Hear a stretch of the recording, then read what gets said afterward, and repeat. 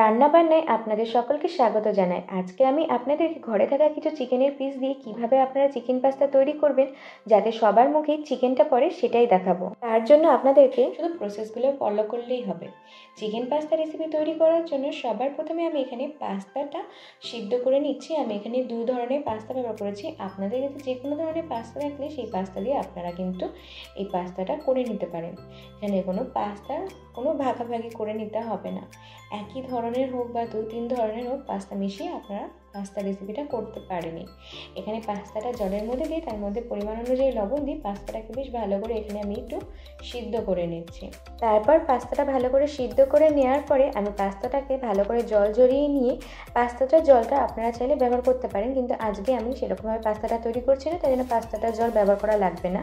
পাস্তাটার মধ্যে সামান্য একটু রিফাইন তেল দিয়ে পাস্তাটাকে একটুখানি রিফাইন তেলের সঙ্গে মাখিয়ে নেবো যাতে পাস্তাগুলো একে অপর থেকে ছেঁড়া ছেঁড়া থাকে। এরপরে মাংসটা নিয়ে নিয়েছি। এখানে কয়েক পিস মাংস থাকলে আপনারা বাড়িতে কিন্তু এই পাস্তা রেসিপিটা করতে পারবেন।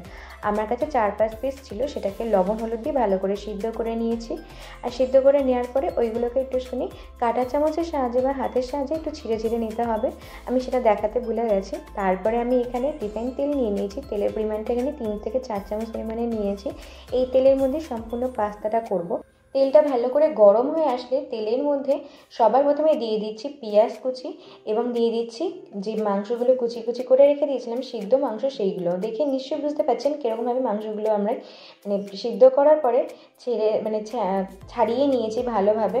মাংসগুলোর সঙ্গে পেঁয়াজটাকে একটু হালকা ভেজে নেওয়ার পরে পেঁয়াজের রঙটা হালকা চেঞ্জ হয়ে আসলে তার মধ্যে দিয়ে দিচ্ছি 1 চামচ পরিমাণে আদা রসুন বাটা দেওয়ার পরে আদা রসুন বাটাটাকে ভালো করে মিশিয়ে নিতে হবে।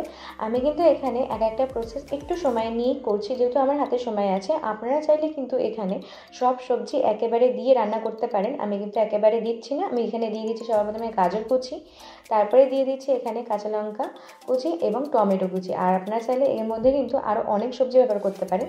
দিয়ে বেশ ভালো করে আমি ভেজে নিচ্ছি। যেহেতু গাজর একটু সিদ্ধ হতে সময় লাগে সেই জন্য গাজরটাকে দিয়ে দিলাম। তারপরে দিয়ে দিচ্ছি ক্যাপসিকামটা। আমি এখানে ক্যাপসিকামটা একটু ক্রাঞ্চিভাবে রাখতে চাইছি, সেই জন্য ক্যাপসিকামটা লাস্টের দিকে দিলাম। আপনারা চাইলে কিন্তু এখানে বিনসও ব্যবহার করতে পারেন। আরও যেসব সবজি আপনারা খেতে পছন্দ করেন সেই সব সবজিও দিতে পারেন। এরপরে সবজিগুলো ভালো করে ভাজা হয়ে গেলাম, তার মধ্যে দিয়ে দিচ্ছি লবণ স্বাদ অনুযায়ী, একটু গোলমরিচগুলোটা আপনারা আপনাদের স্বাদ অনুযায়ী কম বেশি করতেই পারেন। আর তারপরে দিয়ে দিচ্ছি একটু অল্প সয়া সস, 1 চামচ পরিমাণে সয়া সস ব্যবহার করছি। সয়া সসটা দিয়ে ভালো করে একটু নাড়াচাড়া করে নেবো। আপনারা কিন্তু লবণ দেওয়ার সময় বারবার খেয়াল করবেন লবণটা যেন বেশি না হয়, কারণ সয়া সসে কিন্তু লবণটা থাকে, সেই জন্য সয়া সসটা দেবেন তখন সেইভাবে দেবেন। আর তারপরে দিয়ে দিচ্ছি এখানে 3-4 চামচ পরিমাণে টমেটো সসটা দেওয়ার পরে বেশ ভালো করে আমি এখানে মিশিয়ে নিয়েছি। আর তারপরে দিয়ে দিচ্ছি এখানে সিদ্ধ করে রাখা পাস্তা। এইবার আমাদের প্রসেসটা আর কিছুই না, পাস্তার সঙ্গে সব কিছু ভালো করে মিশিয়ে নিতে হবে। মিশিয়ে নিতে গ্যাসের ফ্লেমটা কিন্তু এই সময় লোতে দিয়ে রাখবেন, নইলে কিন্তু তলা ধরে যাবে এবং পাস্তা কিন্তু কড়াইয়ের গায়ে লেগে যাবে। আমার কিন্তু এখানে পাস্তা ভালো করে মেশানোও হয়ে গেছে এবং পাস্তাটাকে বেশ ভালো করে 5-6 মিনিট একটু নাড়িয়েও নিয়েছি। ব্যাস, আমাদের এখানে পাস্তাটা কিন্তু ফুললি তৈরি হয়ে গেছে। আরও 2-3 মিনিট ভালো করে আমি এখানে মিশিয়ে নিচ্ছি। 2-3 মিনিট পরে আমি এখানে পরিবেশন করে দিয়েছি। আজকে আমার পাস্তা রেসিপি কিন্তু তৈরি হয়ে গেছে। আশা করছি আজকের এই পাস্তা রেসিপিটা আপনাদের ভালো লেগেছে। আর যদি ভালো লেগে থাকে তো অবশ্যই কিন্তু আপনারা তৈরি করবেন।